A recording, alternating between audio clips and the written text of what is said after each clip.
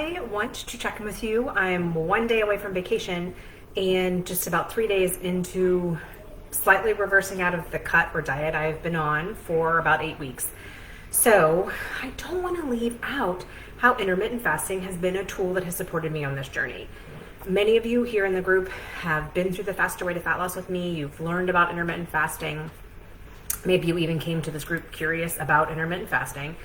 So I want to share, how is intermittent fasting a part of what I've been doing on a diet or in a cut for the past 8 weeks? How will I use it on vacation, even as I'm reversing out of my diet? How will I use it at maintenance? How is it serving me? How is it not a diet, but how is it a tool? I thought this is the perfect time for us to talk about this, because I definitely went into intermittent fasting thinking it was a diet. I thought all that not eating will make me lose weight. And in really general terms, that may be part of what happens. But what I quickly noticed about 2 weeks into intermittent fasting, which simply meant I had a window of time during which I wasn't eating, I realized intermittent fasting wasn't the diet part. It was the whole food nutrition and the macro tracking. That was the diet part, and it still is. Intermittent fasting is a really cool tool. It is, I don't even know what to compare it to, but it gave me the boundaries, the fence posts, the rails that I needed to make it happen. So maybe it's just my personality, and I think this is a piece of the puzzle. Like, how type A are you? How many rules do you need to follow? And I think this is part of it for me, is that intermittent fasting just really fit with my personality. It worked for me. I like systems. I like flexibility within a system. I want to know that I can predict what's going to happen, so I feel calm and safe. And that is what intermittent fasting gave me. It's almost, okay, it's a scheduling tool. It's not a diet. It is a scheduling tool. But what a cool scheduling tool to get to apply to your life when you are dieting, or when you are reverse dieting, or when you are at maintenance, whatever you're doing. There's definitely more and more research, and we're not going to go there today.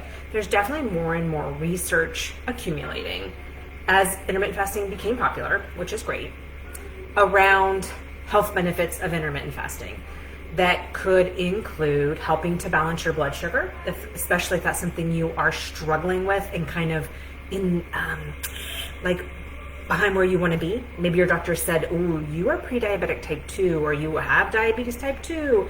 There's research that's been done in around that situation to show that intermittent fasting, because it lets your body have a break from digesting food, which involves insulin, is super duper, right?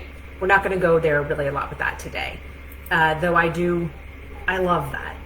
And there's research around intermittent fasting to some extent. It's really more about fasting for longer periods of time than I do daily, but that show impacts on brain health and kind of some connection to cancer prevention. I even got my hands on a study that was just published very recently around connections between populations who used intermittent fasting during COVID and how they were much less likely to contract COVID.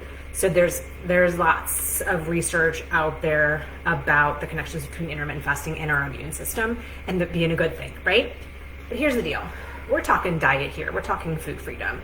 Intermittent fasting, having that eating schedule, has supported me really well when I was on a diet. So I would eat from 11 a.m. to 7 p.m. And in doing that, my body got very okay with that schedule, very used to it. And so I wasn't fighting the extra battle of always feeling hungry or always being used to eating. It was a mental thing. It was also your body gets used to when you eat, and when it knows Amanda usually eats at 11, or Amanda usually eats at 7 a.m. or 6 a.m. or midnight, whatever, it gets your digestive juices and your hunger hormones fired up around that time. It loves schedules too. And so because I was on a schedule of 11 to 7 eating, it worked pretty well for me to have lowered my calories and eat between 11 and 7. And maybe even some days I lowered down to just 2 meals instead of 3, and I didn't have to fight the hunger cravings battle or the tummy growling battle. That really didn't come up until having been in the cut for like 8 weeks, and then it was great signs for my body saying, it's just time to be done with this. This is too little calories. Your body's Metabolism seems to be growing, probably from continuing to lift weights, and it was time to just add on more fuel, which is what I did a few days ago. So it served me well during my diet. I've been using intermittent fasting for 3 years, balanced with eating enough food by using macro tracking. I continued to track macros and make sure I was eating 1,650 calories at least during my diet phase that happened over the past 8 weeks. And I knew I was eating carbohydrates, proteins, and fats in portions that were great for me. All of that really supported the dieting as well. If all I had been doing is intermittent fasting and counting calories, I can pretty much 100% bet that things wouldn't have gone as well. I wouldn't have felt as full and satisfied and balanced, and probably wouldn't have got as great of results as I did. I lost almost 10 pounds in that 8-week cut. I started at 150 pounds, and my weight now is 142, which again wasn't really part of the goal for me. I was there for fat loss. But I do see more muscle definition in my body. I did see my measurements all get smaller over the 8 weeks of the cut. So intermittent fasting helped me get what I wanted from this past 8 weeks of diet, or calling it a cut. They mean the same thing. Now, I'm going to continue to use intermittent fasting as I reverse out of this diet phase. So as I add on, this week was 200 calories. When I get back from vacation, I'll just do 100 calories at a time. I'm going to add on calories and watch what's happening with my body, so I can tell when I get to where I'm eating enough food to maintain my body composition. I will continue to use intermittent fasting. There is going to be a week of vacation in there. I will continue to use intermittent fasting on vacation. It is something I've used on vacation multiple times now because I've been doing it for 3 years, and I've loved it. I love that we don't have to get up and search the place that we are at for breakfast. No one wants to bother with all of that. We'll bring some things for my kiddos. We're actually going to an all-inclusive resort. So I've got my little stasher bags where we'll get some snacks and keep them in the room, or walk the kids down to breakfast. But it is so nice for my husband and I to say, yeah, we don't need to worry about a breakfast meal. We'll both eat around 11, maybe even noon on vacation, have our coffee, and it's just really wonderful. We don't have to worry about eating on the airplane if we're flying early, none of that. And we feel balanced and satisfied, and it's really nice. So while we're gone this next week, I will definitely be continuing to use my intermittent fasting. I may even fast a little bit longer every day than just have 2 meals. That it's just nice on vacation. If you've ever tried it, you can testify in the comments. Let me know what you think of it. But for me, intermittent fasting is a big win on vacation. Even in my Macros 101 course I'm doing with Biceps After Babies to continue learning more and more, Amber, creator of that course, though she's not a proponent of saying much about intermittent fasting at all, because she has just, you can tell she's seen so many people use it as a diet and have no success. She even says on vacation, using the concept of intermittent fasting, which again is just a nutrition schedule, it's an eating schedule, it is a scheduling tool, is a smart move, because you could switch to having 2 meals and you probably still get in your calories, because your food's usually more calorie dense on vacation. They're using more oils and more sugars, and you'll get in your food with your calories within those 2 meals. So that's what I'm going to go with during this week at an all-inclusive resort. We'll see how food freedom goes in that situation. It'll be very interesting. You know how it is at all-inclusive, all the alcohol, all the food, and that takes some mindset work going into it, but I have done my mindset work. Do I have it down here, or did I take it upstairs? I think I put it over in my vacation materials. I have a little packet I printed out from Biceps After Babies Macros 101, where I made a little plan for myself about how do I want to feel on the vacation and when we get back. What do I want instead of what do I not want? And then what steps am I going to execute to have that happen? And then I'll do some reflecting when I get back, and I'll share it all with you. So I feel really well prepared for this vacation. It's going to be, intermittent fasting will be a tool I will be absolutely using. I'll be focused on whole food nutrition and have a great time. And then when I come back, I'll still be using my intermittent fasting. I don't see it changing, ever being a part of my life anytime soon. It just works so well for my personality. So when I get back, I'll have a week to let my body just adjust back to normal life. I will track my macros. I will use my fasting window 11 to 7 and aim to eat 1,850 calories a day. And then the week after that, I'm going to add on 100 more calories, still using my intermittent fasting and my macro tracking. So I know the calories I'm taking in and their composition. I'll know what carbs, fats, and proteins are coming in and what amounts.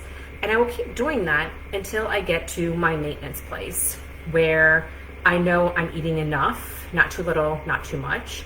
And I'm going to do a training on, let me check my calendar, Thursday, August 12th in our community here. It'll absolutely, just as every training that ever happens here, it will be recorded. And I will talk there about more specifics on, well, how do you know how to guide yourself through reverse dieting? How would you know when to stop adding calories each week? What signs are we looking for? Where are we trying to get to? What's the science behind it? Why would this be a step of taking great care of yourself? And I'm just really excited for you all to learn that, because they have an ulterior motive, and that's that I want a lot of women, I want this to be a community where a lot of women are living in maintenance and macro tracking and thinking about calories and eating at a maintenance mode, a maintenance level. So we are at a place where we can be building lots of muscle and feeling really energized, taking great care of our hormones, great care of our blood sugar, and just living a really full spectrum wellness instead of that narrow wellness that's just a number on the scale. Are you there with me? Does that sound good? I know when I've asked, people are like, maintenance? Why would I track macros at maintenance? Tracking things is just for diets. No, it's not. And I can tell you, everything changes when you track your macros in maintenance and learn how to eat enough for an extended period of time. It's really good over there. I know I've missed it these past 8 weeks for sure.